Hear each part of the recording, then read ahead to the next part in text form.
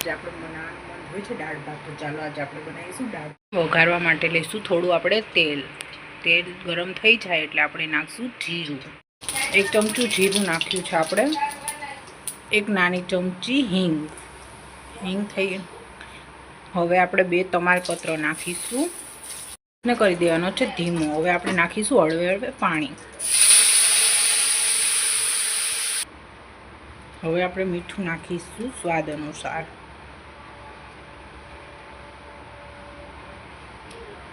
હવે જો આપણું સરસ મજાનું પાણી ઉબાળ આવી ગયો છે, હવે આપણે રાઈસને ધોશું. 2-3 પાણીએ ધોશું.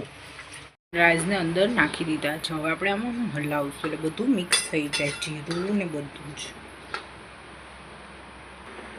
આપણે દાળ વઘારવા માટે મીઠો લીમડો, રાઈ, પછી થોડું નાખીશું જીરું, 2 ચમચી.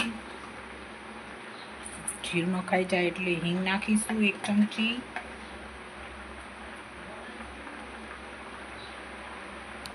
આપણે થોડા આખા મસાલા, ગરમ મસાલા એડ કરીશું.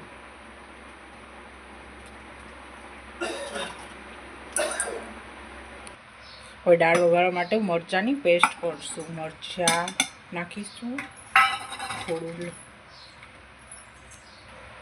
આપણે થોડુંક લસણ એડ કરીશું પેસ્ટમાં.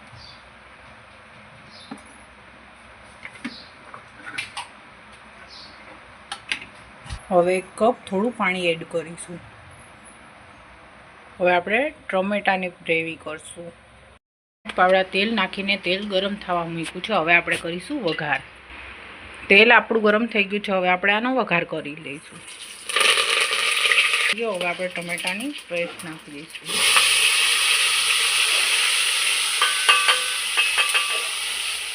હવે મરચાંની પેસ્ટ નાખી દઈશું. વઘાર આપણો કમ્પ્લીટ થઈ ગયો. હવે આમાં આપણે નાખીશું દાળ. હજુ નખાઈ જાય થોડીક હળદર નાખીશું. તીખું કરવા માટે થોડુંક મરચું નાખીશું લાલ. અડધી ચમચી જીરું. મીઠું કરવા માટે 2 ચમચી 2 લીંબુ નાખીશું. એટલે આનેથી દાળ ખાટી થાય. હવે આપણે નાખીશું મીઠું સ્વાદ અનુસાર.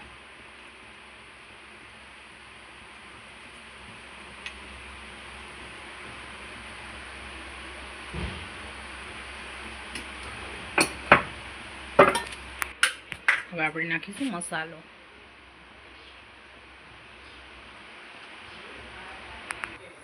આપણે ખાંડ નાખીશું અડધી ચાવલી ભરીને.